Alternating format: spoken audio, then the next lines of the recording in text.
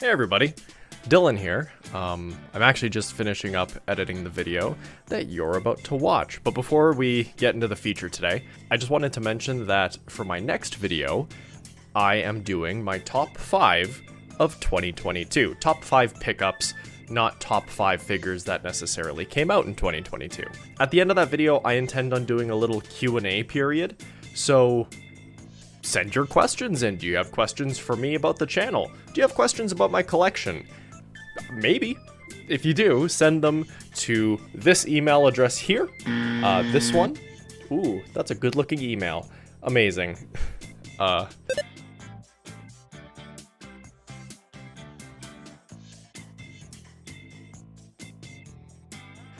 Yeah, that's all I got for you. Send those questions in.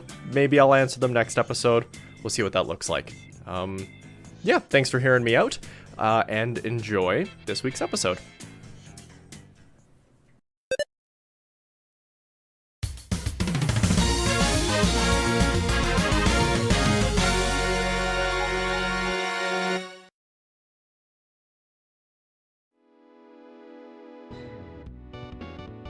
Hey everyone!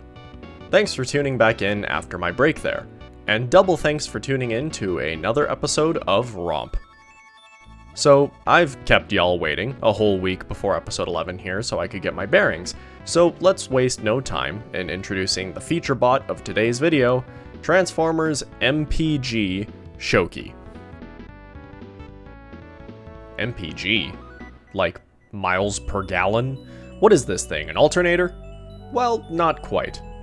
MPG is a subset of MP Transformers, a collection subset that, I'll be honest, I feel a bit out of my element in. MP, or Masterpiece Transformers, as we previously discussed, are the highest budget, highest parts count, highest detail, highest accuracy to its source material transformer that money can buy. It is the largest scale, but more than just a size, it's a title. MP bots truly are prestige, centerpiece collectibles, and they kind of wind up a little too stuffy for my tastes. My Transformers preference lies back at chug scale, which is what 98% of my collection is. I like a good desk bot, or something that's just fun to switch back and forth between modes all quick-like. If you want to transform an MP bot, you gotta book off an afternoon in your calendar for it. I do own a few MP bots, but they land relatively simple compared to most other MPs. Shouki is, by and large, the single most complex transformer I own. As a chug collector, I suppose that's not all too surprising, but how complex is he really? Why did I seem to completely ignore the G in MPG earlier? Why does Shouki come with a pair of chairs? Huh? Well, let's find out the answers to all that and more as we take our deep dive into this big blue and white train delight.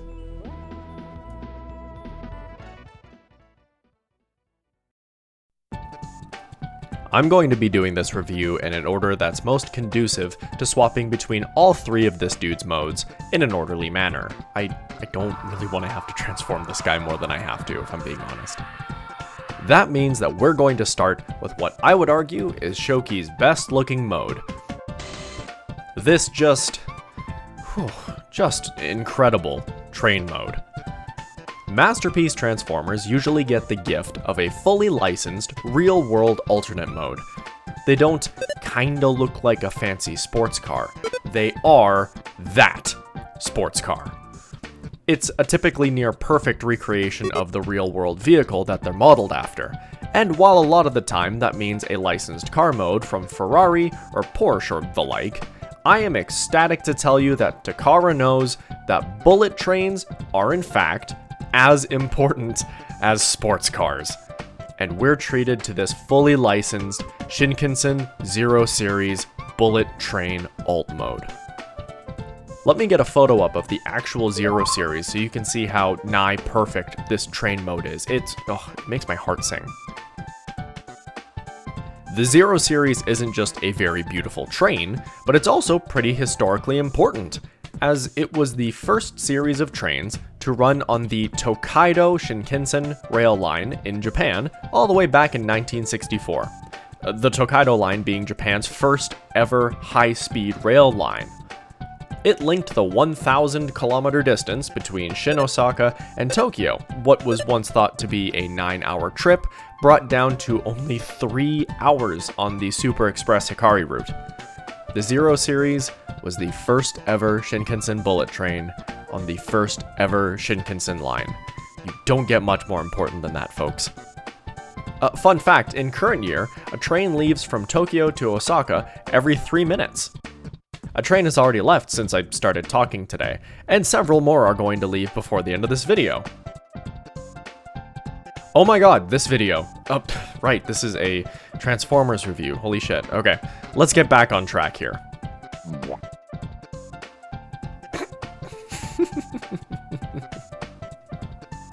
That was a lot of train info, but I do truly think that it's important we recognize how historic this bullet train is. That way we can better appreciate how beautifully Takara has rendered the Zero Series in front of us. Shouki's alt mode makes very little implication that there is a robot hiding in here somewhere. If you're into hobby trains, you'll be happy to know that Shouki deviates from MP scale to adhere closer to hobby train scale. He is HO scale in particular. All of his colors are right where I like them. His whites have this soft IBM ivory offness to them. It's subtle, but it does make him feel more grounded in reality when you compare it to his starchy, oops, I forgot to use the paint bucket tool to fill this section in, white ass whites that he had in the show. The blues are this deep, rich navy, and the silvers are again, quite grounded, flat sheen. The train mode has all of the details that you would want from your Model Zero series. The doors and windows are sculpted great, and the big bulbous nose is picked out in a nice slate gray. They nailed the iconic nervous-looking cab windows, and hey, remember those chairs? Well, okay, I know that a Zero series didn't open like this, but G1 Shouki did. You can slam those chairs in these ports here if you have any compatible minifigures to sit in them. I don't. So we're going to take these chairs right back out since they actually can't stay here during the transformation. Bummer. Shouki has some mild die-cast in some of his transformation parts, but nothing that actually has much of an impact in either of his modes. I say that because I would have loved some die-cast wheels on this guy. The plastic ones do roll on his track though, if you can ever get him on it. Holy crap, why is this so hard? You did it! Oh, okay, there we go. Oh, while I have the track piece out, I will quickly show you that there is this port in the middle that supports flight stand. If you have one from another MP Transformer, you know, in case you display your trains like this. You monster. Shouki's train mode cleans up incredibly well. All of the panel cuts for transformation land in pretty neutral positions, I'd say. And like I said earlier, this train does a really good job hiding the robot inside of it. The only real giveaway is his big blue chest plate hanging off of the bottom. This truly is it's a perfect model of a bullet train. From the air-cutting nose tip, all the way back to the... Hold on, wait. What was that? Is that a scrape? There's two of them. Yeah, geez, that's a pair of pretty gnarly paint chips on the side of the train mode here. You know, I've done a lot of gushing about how much I love this guy, but let's get Shouki into his robot mode here, and I'm going to start talking about some of the things that I'm not so keen on. Much like a trip on the Tokaido line from Osaka to Tokyo, transforming Shouki also takes about 3 hours to complete. Okay, well maybe I'm embellishing a little bit here, but it isn't a transformation that you can just fiddle with while watching some TV. You gotta concentrate on this one till it's done. Usually I do a sort of walkthrough of all of the major motions, talk about it as I go, but Shouki's transformation is, as many MP bots are, a bit of an explosion of parts that all come back together to form a robot. I will say that the transformation feels pretty good. Like, parts feel sturdy, and there's plenty of clearance on most areas where you need it. It's intuitive enough, and honestly, it feels pretty good once you know what you're doing. I imagine this is what it feels like to get really good at a Rubik's Cube. But yeah, that chaos is the reason that you're just getting a time lapse of the transformation here. I guess I can point out some specific interesting sections on the transformation. The back of the train splits and forms some slightly asymmetrical legs. Kinda neat. The shoulder pads have this really crazy 180-degree pass-through thing that they do to move to the top of the shoulders that's pretty intense. It's also the only part that really feels pressed for clearance on this whole thing. And last thing I'll mention is that there's this great big strut that holds the front of the train to the back of the man. It accordions down and compresses onto Shouki's back, but I worry. See, this die-cast strut rests on the robot mode's head in train mode. I really hope that doesn't slowly develop a paint chip on the middle of his forehead over time. Oh, also halfway through you can do this. Very good. Okay, let's get this dude reorganized and start talking about Shouki's robot mode.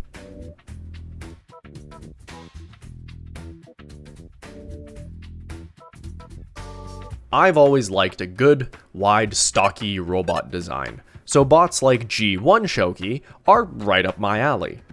MPG Shouki takes that lumpy G1 wide boy design and modernizes it into a, honestly, quite handsome robot. He really does look quite lovely, but as you'll come to see, this design is a little bit cumbersome. I'm going to start things off with a rather fiery spat at one thing that I despise about MPG Shouki. There is a lot of painted clear plastic on this guy. Just a ton of painted surfaces in general, really. It's how we're able to get such rich, shiny finishes, sure, but my god, I wish that the paint was more durable.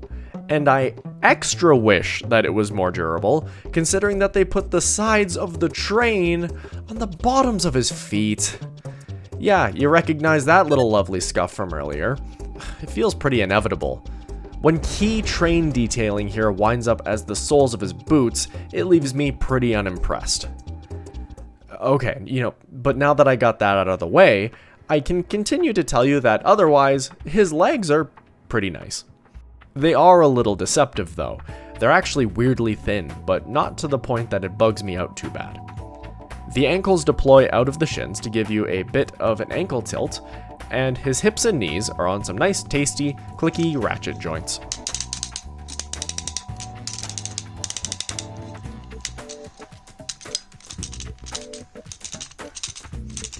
These inner panels here can clank up against each other though if you're not careful when posing the legs. Shouki's torso is nice and dense, unlike his deceptive legs. His chest is fully filled in from front to back. It's great.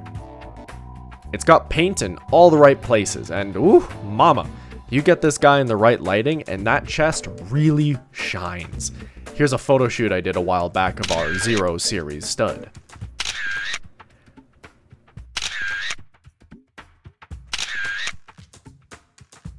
The arms. I literally have nothing to say about the arms other than, yay, double jointed elbows, but they're pretty plain. Not necessarily a bad thing though. We get some mildly articulated hands. Shouki managed to get away with a trigger finger that's separate from the rest of his finger joints, but sadly, it didn't get the second knuckle joint, so it's always stuck in a curl. He will never be able to point, but he can let you know that things are okay. His collar line has some really cool, tiny Starscream shoulder stacks, and topping it all off is his silver mug. I really like his samurai helmet look, and his big blue eyes really pop out from his silver face. It's pretty well sculpted. Behind Shouki is a big backpack that consists of a steamrolled train nose. Shouki also has these weird little backpack wing dealies that you can flare out if you want, but in this mode I think it's intended to stay pretty flat. The material choice might not be where I'd want it to be for some of the finishes, but I do quite like the design of Shouki's robot mode. It's got all of the articulation that you'd want from an MP, and I'm really impressed that such a long, slender train can reorganize to become such a squat, condensed man. Shouki's robot mode may not be as handsome as his alt mode, but I think that's a pretty unreasonable bar to meet. He still looks pretty damn good. Oh, and a gun. He's got a gun. Can't have a robot without a gun, I guess.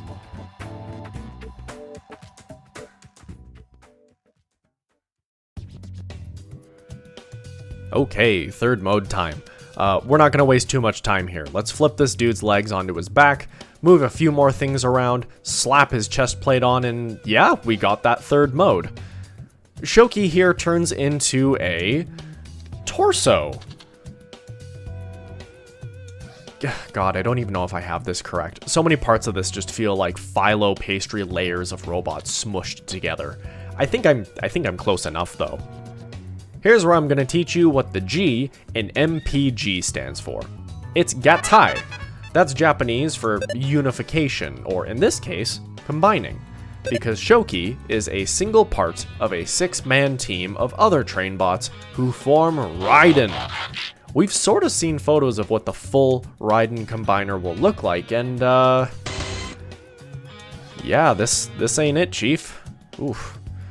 The big foot blocks, his weird proportions, his super slim waist, and absolute dump truck ass. Also, I know it's just a prototype, so maybe this is a bad take, but seeing parts of this thing being held together with metal clips and what is that, hot glue? Yeah, I don't need a complete Raiden. He just looks a bit too unstable and hinky for me. Also, man, if these are the arm joints on the torso here, and these little clips are supposed to hold the weight of an entire other figure, I don't know, like, look, just from moving it around, this one over here already popped off. I just don't know how well this dude's gonna stay together when he's fully combined. This is Takaras' first ever masterpiece grade combiner, and while the individual bots look pretty good for the most part, I just do not have faith in that final combined mode.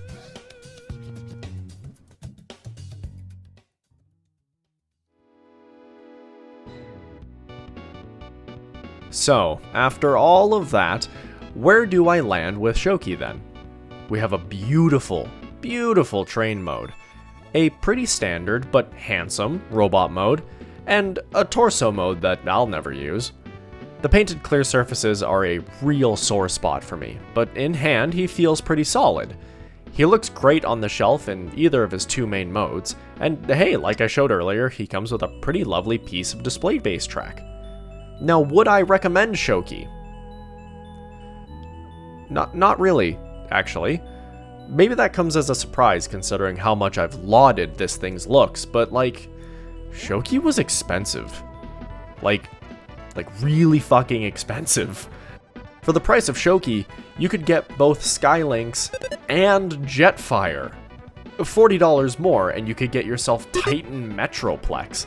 Shouki's good, but it just doesn't deliver for how absurdly high his price is. I fear anyone who has to pay this much 6 times to get to that lackluster full combiner mode. I think that Takara really needs to up their build and paint quality and bring their prices like way the hell down for stuff like this to be more desirable.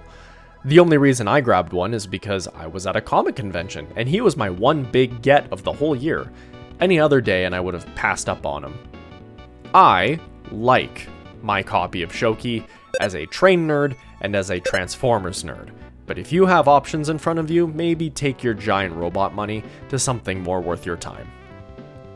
Thanks for tuning in to another episode of Romp, everybody, where in this house, the only train combiner figure that's worth anyone's time is Rail Racer. Take care, gang. Later.